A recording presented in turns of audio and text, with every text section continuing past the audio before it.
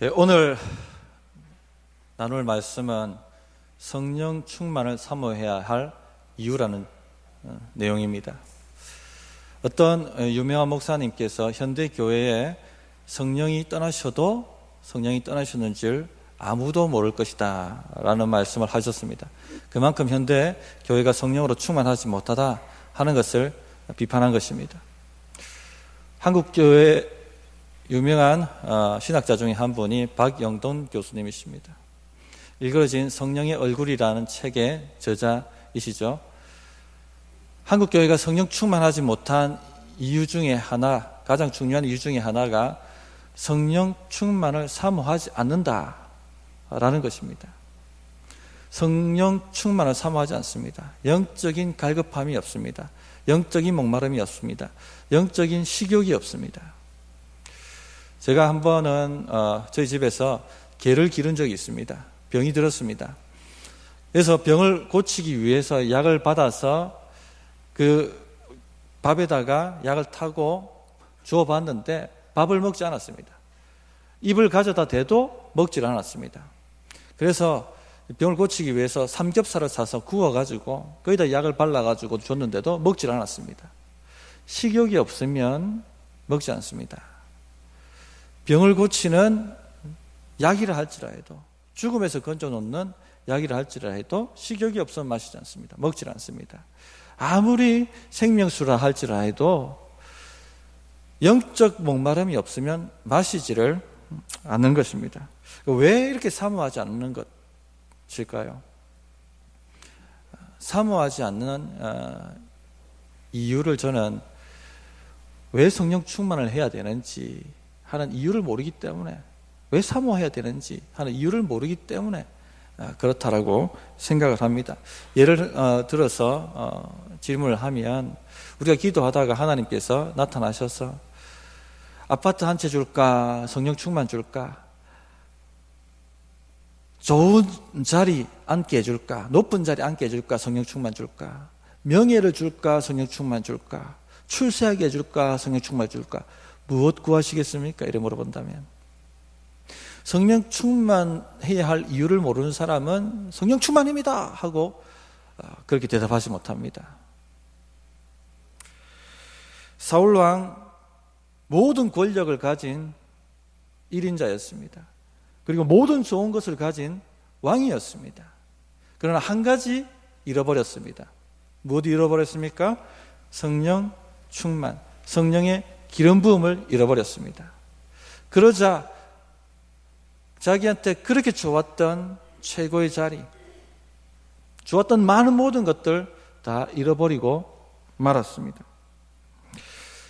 성령의 기름 부음이 자기 눈에는 별것 아니었습니다. 다른 많은 좋은 것들이 우선순위였고, 성령의 충만한 성령의 기름 부음은 우선순위에 들지를 못했죠. 그러나 자기가 별것 아니라고 생각했던 그 성령의 충만을 잃어버리자 자기가 좋았던 모든 것들 다 잃어버리고 말았습니다. 우리 조상 아담도 어떻습니까? 인류 역사상 최고의 자리, 가장 좋았던 환경에 살았던 사람이 바로 아담입니다. 그런데 그 아담이 단 하나 잃어버렸습니다. 하나님께서 성령을 거두셨어요. 그러자 모든 것을 잃어버리고 말았습니다.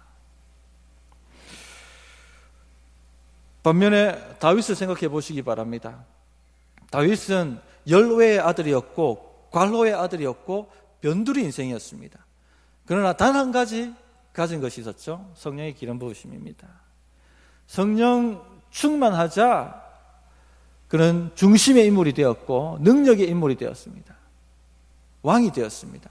그리고 다른 모든 좋은 것들이 따라왔습니다. 자연스럽게. 성령 충만을 구하십시오. 다른 모든 것 잃어버려도 성령 충만하면 다른 모든 것이 오게 되어 있습니다. 다른 모든 것 다 가지고 있어도 성령 충만을 잃어버리면 그 모든 것을 다 잃어버리게 되어 있습니다. 그래서 가장 사모해야 할 것이 뭐냐? 성령 충만입니다. 그래서 다윗은 주여 나에게서 성신을 거두지 마옵소서.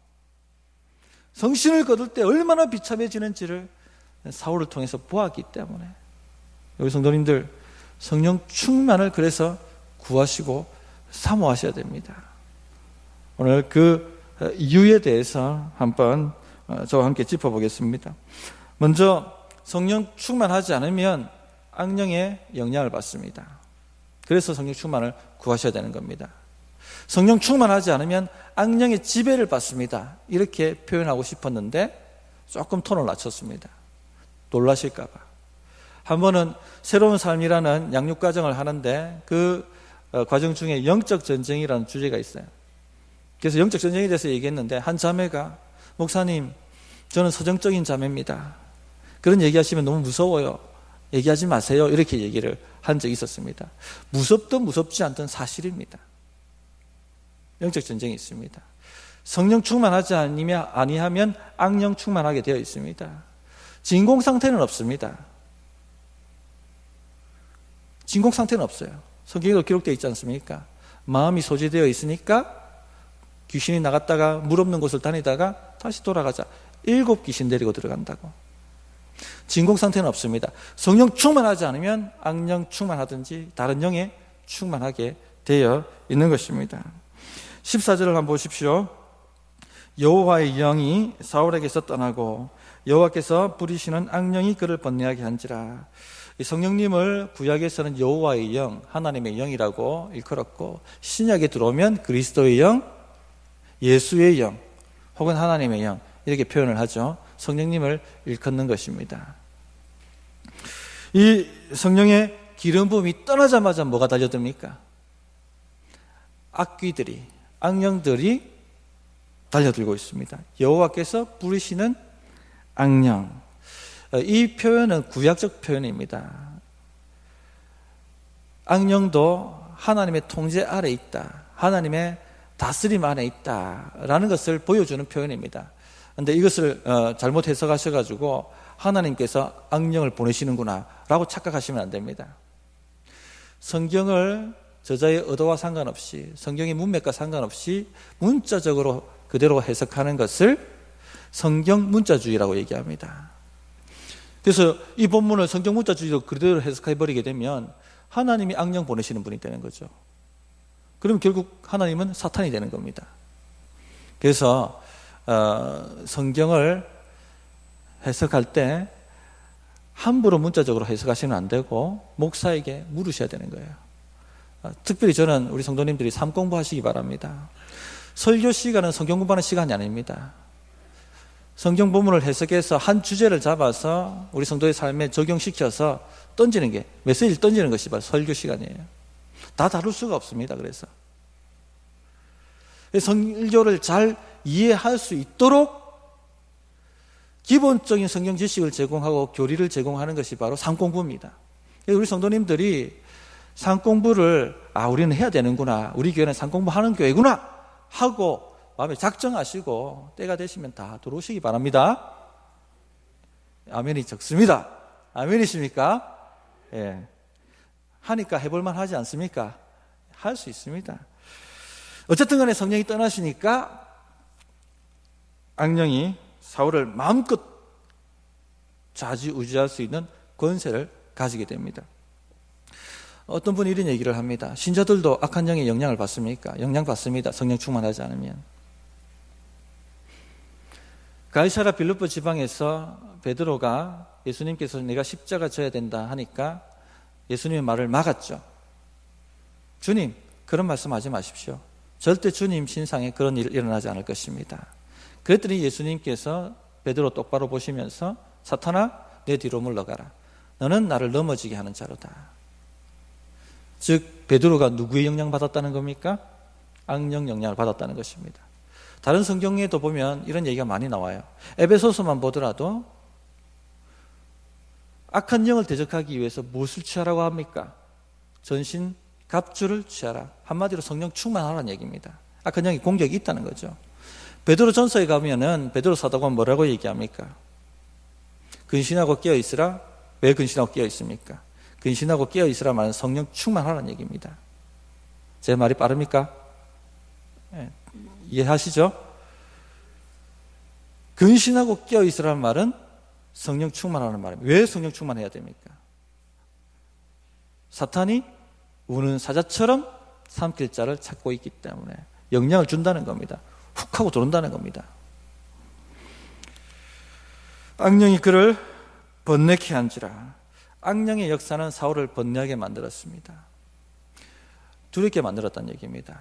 영적인 우울, 불안, 공포, 까닭없는 두려움, 염려, 걱정, 이 모든 것이 번뇌케 되는 것입니다. 악령으로 말미암아 번뇌케 된 것입니다. 심한 경우에는 환청이 들립니다. 저는 이런 분들을 몇 분 축기 사역해서 온전케 한 적이 있습니다. 하루 종일 저주를 쏟아붓고 네 자식을 죽이겠다고 말하고 악담을 퍼붓고 욕하고 떠나지 않는 거예요. 그렇게 괴롭히는 겁니다. 물론 심각한 죄를 범하지 않으면 이 정도로 잡히지는 않습니다. 그러나 어쨌든 우리 마음에 평강이 끼어졌다면은 악한 영의 공격을 받은 것입니다. 하나님 백성 신자의 평상심은 평강입니다. 희락입니다. 예수님이 말씀하셨죠. 내가 너희에게 평강을 주노니 이 평강은 세상이 알지 못하는 평강이라. 그러므로 너희는 근심하지도 말고 염려하지도 말라. 기본적인 우리의 마음이 평강입니다. 또 성령의 9가지 열매 중에 하나가 뭡니까? 희락입니다. 희락, 기쁨입니다. 또 이렇게 말씀하시죠. 하나님의 나라는 먹고 마시는 것이 아니요 의와 평강과 희락이라. 평강과 희락이 하나님 백성의 핵심 정서입니다. 이것이 끼어졌다는 것은 침공을 받았다는 것입니다. 평강이 사는 백성이, 편안한 백성이 두렵고 떨고 걱정한다는 것은 뭔가가 방어막이 뚫리고 들어왔다는 거잖아요. 뭐가. 그래서 영적 공격을 받고 있구나 하는 것을 아시기 바랍니다. 저의 경우에는 평강이 흔들리기 시작하면 뭔가가 지금 나에게 영적으로 밀고 들어오고 있구나 하고 판단을 합니다. 보통은 하나님을 온전히 의지하지 못하고 내가 해내야 될 것처럼 염려하고 걱정할 때 이런 공격이 들어옵니다. 불신이죠. 불신의 죄죠. 죄의 문을 열면 영이 들어옵니다. 사울은 무의 문을 열었습니까?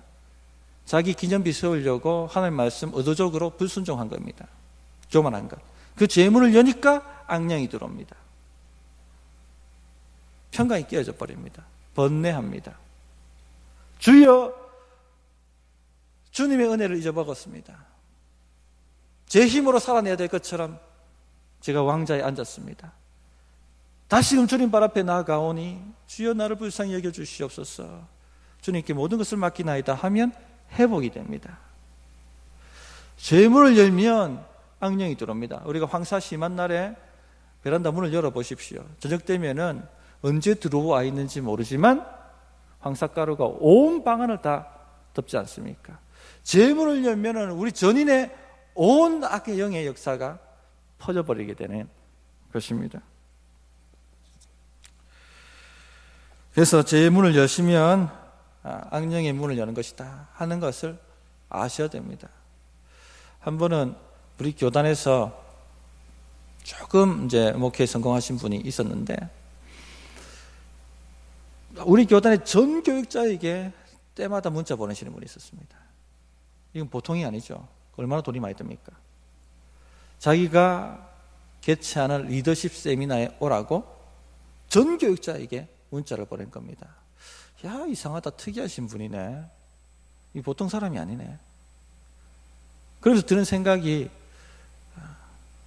좀 소위 말하면 뜨고 싶어 하시는 분이네. 얼마나 뜨고 싶었으면 이렇게 문자를 보낼까? 오라고 얘기할까? 그리고 유명하신 분도 아닌데. 의외로 우리 주변에 자기 기념비 세우고자 자기 일을 높이고자 달려가시는 분들이 많이 있습니다. 왜냐하면 시대가 그래요. 포스트 모더니즘의 시대는 자아를 하나님보다 더 높이는 시대입니다. 우리 시대가 그래요. 자기도 모르게 자기를 높이는 겁니다. 성령은 물러나셔요. 악령이 문을 열어놓는지도 모릅니다. 성령이 떠나시는지도 모르는 거예요. 결국 이분 문제 생기겠다 싶었는데 아니나 다를까 비참하게 추락을 합니다. 성적인 문제 때문에. 끝나버린 거예요, 그냥. 이런 역사에는 영들이 개입합니다. 제정신 가지고 그렇게 못합니다. 제정신 가지고 그렇게 못해요. 자기가 쌓아 올렸던 것을 한순간에 땅에다 묻는 사람이 어디에 있습니까? 영의 역사입니다. 영이 공격을 받은 거예요. 우리 성도님들, 남의 일이라고 생각하지 마십시오. 우리가 성령 충만하지 못하면 그 일이 우리 일이 되는 겁니다. 그래서 성령 충만하셔야 되는 거예요. 우선순위를 가지고 사모하셔야 되는 것입니다. 아멘이십니까? 두 번째, 성령 충만해야 할, 사모해야 할 이유는 성령 충만해야 하나님의 백성이 능력이 있기 때문입니다. 성령 충만한 하나님의 백성을 능력 있게 만듭니다. 사울이 악령에 시달렸습니다. 그러자 신하들이 수금 잘 타는 사람을 데려다가 악령이 왕에게 내릴 때에 타게 하소서. 그러면 좋아지게 될 것입니다. 라고 건의를 합니다. 이 수금은 하프를 얘기합니다. 그 당시에 하프 잘 타는 사람들이 다윗이었겠습니까? 얼마나 많은 사람들이 하프를 잘 탔겠습니까? 근데 유독 다윗을 추천합니다. 왜 그렇습니까? 다윗이 성령 충만했고, 성령 충만한 자가 수금을 탈 때, 이 수금을 탔다는 그냥 반주했다는 게 아니라 찬양했다는 겁니다. 찬양 사역자를 얘기하는 겁니다. 파워가 나타났다는 겁니다. 18절을 보십시오. 성령 충만이 어떻게 평범한 다윗을 능력 있게 변화시키는지를 잘 보여줍니다. 소년 중 한 사람이 대답하여 이르되 내가 베들레헴 사람 이새의 아들을 본즉 수금을 탈 줄 알고 용기와 무용과 구변이 있는 준수한 자라. 여호와께서 그와 함께 계시더이다 하더라. 핵심 구절이 뭐겠습니까? 여기서 핵심 단어. 여호와께서 그와 함께 계시더이다. 성령 충만했다는 얘기입니다. 성령 충만하자 다윗이 수금을 타는데 그 수금 타는 것에 능력이 나타났습니다. 23절입니다. 보십시오. 하나님께서 부리시는 악령이 사울에게 이를 때에 다윗이 수금을 들고 와서 손으로 탄즉 사울이 상쾌하여 낫고 어떻게 됩니까? 악령이 그에게서 떠나더라. 이 성령 충만한 사람이 찬양할 때 파워가 있습니다. 우리 성가대는 그래서 성령 충만을 사모하셔야 돼요. 그래야지 우리 성도들의 우한 질고가 찬양으로 말미암아 떠나가게 될 줄 믿습니다. 종교개혁자 루터는 교회 역사 속에서 회중 찬양을 만든 분입니다. 우리가 지금 다 회중 찬양하지 않습니까? 이게 루터의 공이에요. 루터의 공. 그래서 작곡됐죠. 내 주는 강한 성이 루터의 곡입니다. 루터가 종교개혁하면서 영적으로 많이 공격을 받았습니다. 핍박도 심하고 방해도 심하니까. 그래서 늘 종종 영적인 우울에 빠졌습니다. 영이 역사한 거죠. 그래서 이 루터를 이런 영적인 침울함에서 건져냈던 무기가 뭐였냐면 찬양. 그래서 루터가 뭐라고 얘기하냐면 찬양은 마귀를 물리친다. 찬양은 마귀를 물리치는 것입니다. 찬양은 파워고 기도입니다. 성령 충만한 사람이 찬양하고 기도하면 파워가 일어납니다. 이 가음정교회 강영식 목사님, 은퇴하신 목사님이신데 한창 교회 세울 때에 귀신 들린 사람이 많았어요. 그 당시에. 지금은 다 정신병원에 집어넣으니까 별 없는데 그때 귀신 들린 사람이 마을에 있으면은 기도하는 권사님들 모시고 갑니다. 그리고는 귀신 들린 사람 가운데 딱 두고 손잡고 원을 그리고 딱 이렇게 앉는 거예요. 그리고 뭐 하냐면 보혈 찬송 부릅니다. 뜨겁게 보혈 찬송을 부르면은 이 악기가 견디지를 못합니다. 그리고는 이제 발떡 일어나가 도망을 가려고 하는 거죠. 그런데 귀신은 귀신같이 누가 한 주 동안 기도 덜 했는지 알아내요. 거기 약하다 싶으니까 딱 골로 파고 들어가려고 합니다. 그러면 자리를 딱 권사님들이 바꿔가면서 계속 찬양을 부르는 겁니다. 그렇게 몇 시간을 찬양을 부르면 악기가 떠나갑니다. 그런 식으로 죽기 사역을 하셨다라고 말씀하셨어요. 찬양엔 파워가 있습니다. 악령이 떠납니다. 진짜 찬양은 파워가 있어요. 한 번은 이 50견이 와가 손을 못 올리시는 분이 찬양 예배 때에 너무나 하나님 찬양하고 싶어가지고 간절히 찬양하는데 눈 뜨고 봤더니 손이 올라가 있더랍니다. 치유가 나타난 거죠. 또 어떤 능력이 나타났냐면 용맹해졌다고 얘기합니다. 용기와 무용이 있었다고 얘기합니다. 용기, 무용 같은 말입니다. 나중에 다윗이 골리앗 앞에 서죠. 두려움 없이 담대히 나아가서 골리앗을 물리칩니다. 용맹은 당시 왕이 갖춰야 될 덕목입니다. 왕이라면 용맹해야 되는 것이죠. 그런데 이 평범한 다윗이 용맹하게 되었습니다. 왜냐하면 성령 충만은 담대함을 주기 때문에 그렇습니다. 베드로를 생각해 보십시오. 주님 십자가 달릴 때에 그가 몇 번 부인합니까? 3번을 부인하죠. 나는 주님 모릅니다. 마지막에는 저주하면서 부인합니다. 나는 예수님 모릅니다. 만약 내가 예수를 안다면 하나님 나에게 벌 위에 벌, 저주 위에 저주를 내릴 것입니다. 내 손에 장을 지지십시오 하고 저주하며 부인했습니다. 그런데 나중에 오순절날 성령 충만하고 난 다음에 베드로가 어떻게 바뀝니까? 다시 그 대제사장 앞에 잡혀가지 않습니까? 예수에 대해서 말하지도 말고 가르치지도 말라. 아니면 너를 죽일 것이다 라고 위협합니다. 그때 베드로가 성령 충만하여 한 대답이 하나님 앞에서 너희들 말 듣는 것이 옳은지 하나님 말씀 듣는 것이 옳은지 판단하라 하고 담대하게 받아칩니다. 용맹해집니다. 용맹. 담대해집니다. 두려움이 사라집니다. 또 어떤 능력을 줍니까? 구변이 준수한 자라. 리더가 되려면요 언변이 탁월해야 돼요. 탁월해야 돼요. 사람들을 설득시키고 한 방향과 한 비전으로 동기부여시켜서 인도에 가야 되지 않습니까? 이 왕이 되려면 언변이 탁월해야 되는 겁니다. 우리나라도 대통령 뽑을 때 뭐 합니까? 토론회 하지 않습니까?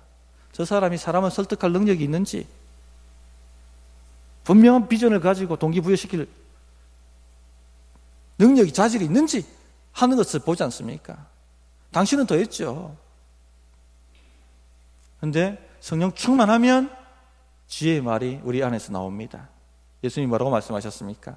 너희가 공의에 잡혀가겠는데 두려워하지 마라. 성령께서 너희에게 할 말을 주시리라. 그래서 성령 충만하면은 리더십이 생기는 거예요. 지혜의 말이 나오는 겁니다. 또 준수한 자라. 얼굴이 좋았다는 겁니다. 밝았습니다. 우리 성도님들 주일 예배 올 때 성령 충만해서 얼굴이 환하게 밝아지셔야 돼. 모세는 주님 안에서 성령 충만하자 얼굴에 광채가 났다고 합니다. 어떤 화장품도 이렇게 못 만들어요. 성령 충만하면은 얼굴이 펴집니다.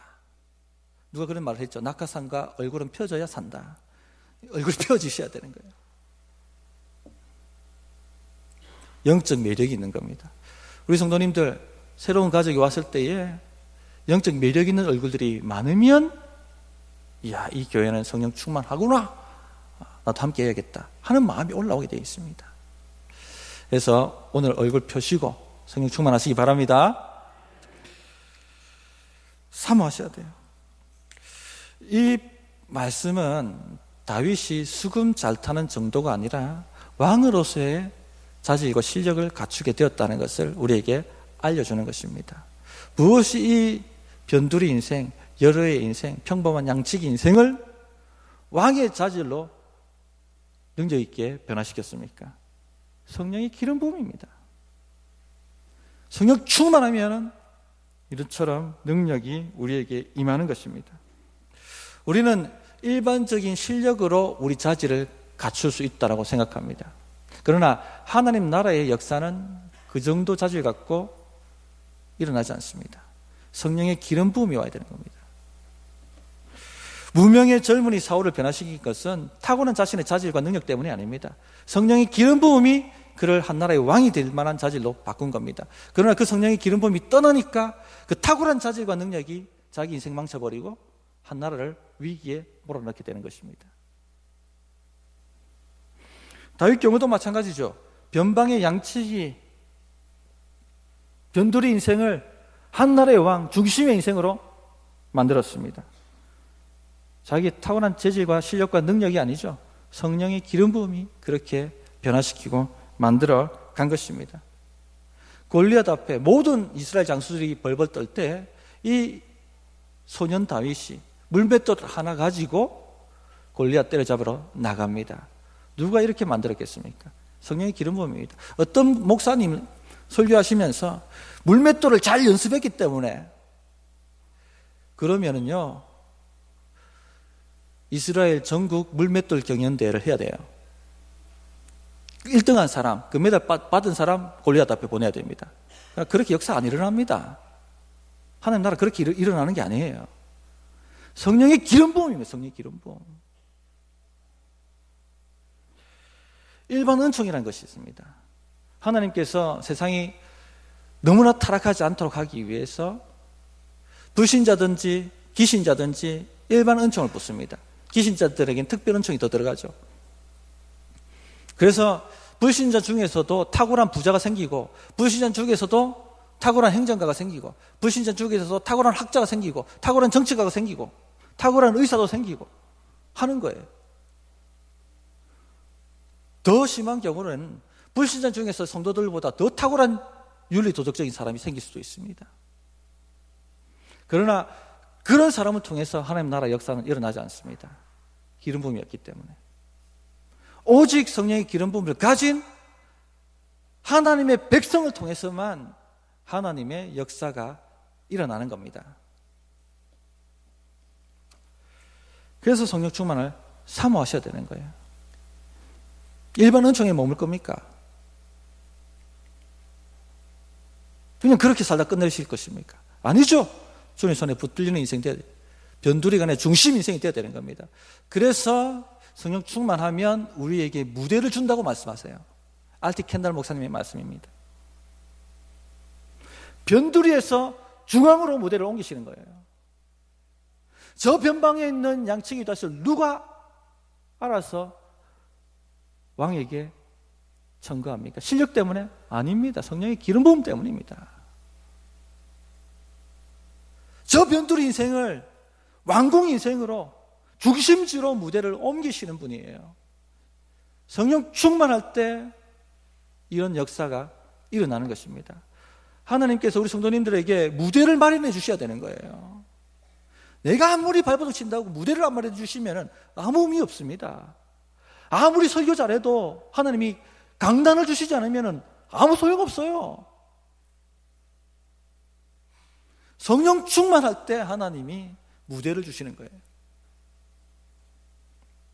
그래서 성령 충만을 사모하셔야 되는 겁니다. 성령 충만은 보장된 신자의 특권입니다.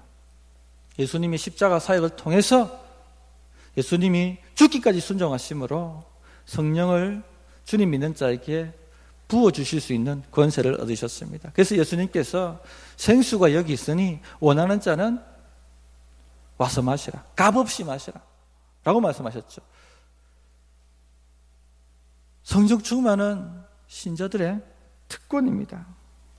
그래서 예수님을 믿음으로 성령 충만을 받으시기 바랍니다. 성령 충만은 어떤 종교적 행위로 받는 것이 아니라 예수님이 나를 위해서 행하신 그 일을 믿음으로, 예수님을 믿음으로 성령 충만을 받는 것입니다. 하나 제안드리면은 다윗처럼 예수님의 그 놀라운 은혜로 말미암아 예수님을 찬양하고 감사하며 높이는 찬양을 많이 하십시오. 그게 성령 충만 받는 지름길입니다.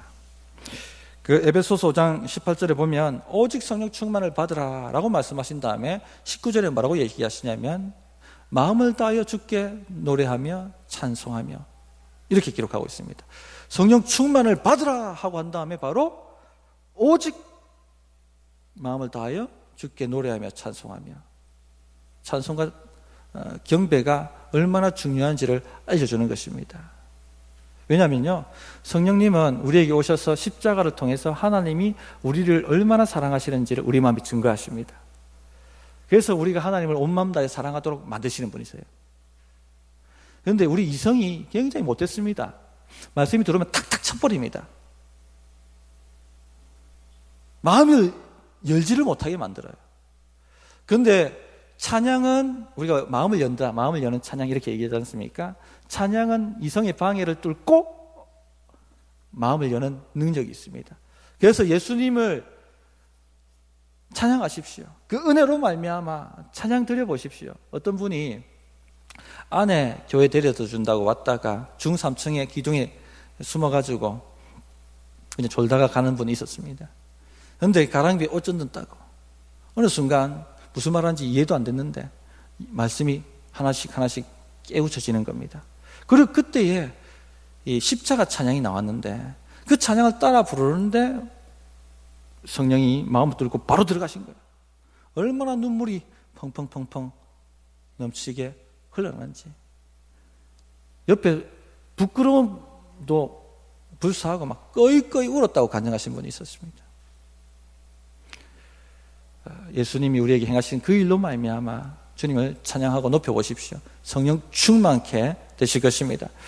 둘째는 성령을 근심하게 하지 마십시오. 의도적으로 죄짓지 마십시오. 재문을 열면 악령이 들어오게 되어 있습니다. 거듭난 신자는 성령께서 떠나시지 않습니다. 사울처럼 버리시지 않습니다. 그러나 뒤로 물러서십니다. 우리 신앙생활 하다 보면 성령의 임재도 느끼지 못하고 성령의 위로와 성령의 격려와 또 성령의 능력이 나타나지 않는 생활을 할 때가 있습니다. 꼭 돌멩이 씹듯이 억지로 신앙생활을 할 때가 있어요. 그 성령이 떠나신 것 같아요. 그러나 성령님은 결코 떠나시지 않습니다. 오순절날 불같이 임하신 성령님은 여전히 우리 안에서 불같이 타오르고 계십니다. 우리가 성령님을 근심시켰기 때문에, 우리 영이 둔감해졌기 때문에 성령이 떠나신 것처럼 여겨지게 되는 것입니다. 그래서 다시금 주님, 내 마음이 불타오르기 원합니다. 성령으로 다시금 제 마음이 불타오르기 원합니다. 주님을 근심시킨 일이 무엇입니까? 하고 묻고 회개하여 성령 충만을 받으시기 바랍니다. 셋째는 성령 충만을 더 목말라 하시기 바랍니다. 서두에 말씀드렸지만 가장 성령 충만 받지 못하는 원인 중에 하나, 식욕이 없습니다. 영적인 갈급함이 없어요. 성령 충만의 은혜가 뭔지 알려고 하는 마음도 없어요. 관심도 없습니다. 오직 육체적인 것에 관심이 많아요. 사모함이 없어요. 보십시오. 그렇게 새벽기도 잘 나오시던 분도 일주일간 여행 가가지고 새벽기도를 안 나오면 일어나기가 힘들어요. 성령 충만하지 않으면 육체 충만하게 되어 있습니다. TV는 2시간 볼 수 있지만 기도는 5분 하기도 힘들어요.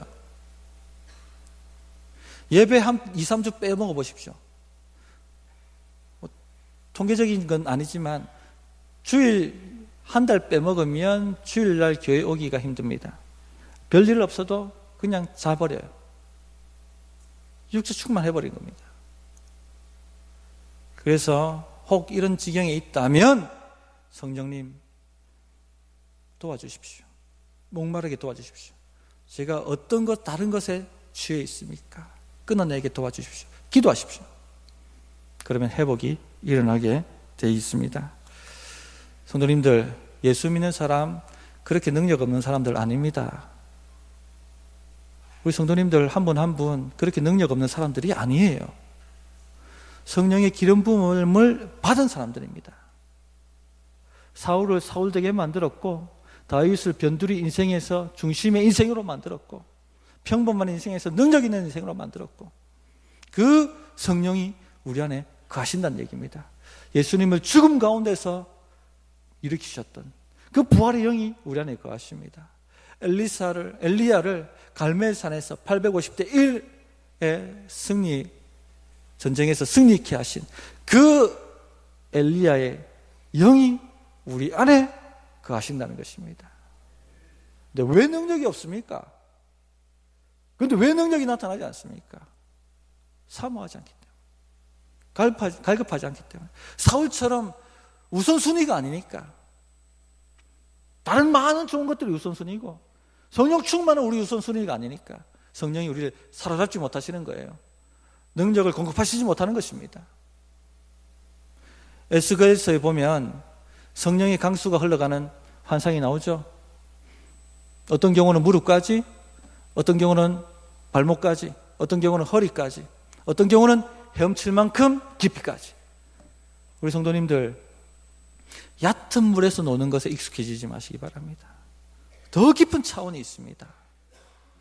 낮은 차원의 사명에서 머무르는 것을 만족하지 마시기 바랍니다. 더 높은 부르심이 있고 더 높은 차원의 사명이 있습니다. 빨리 샴페인을 터뜨리지 마십시오. 더 깊은 차원으로 우리가 들어가야 합니다. 사모하시는 자에게 그런 문이 열릴 줄 믿습니다. 어떻게 결단해야 될지 1분간 기도하는 시간 가지겠습니다.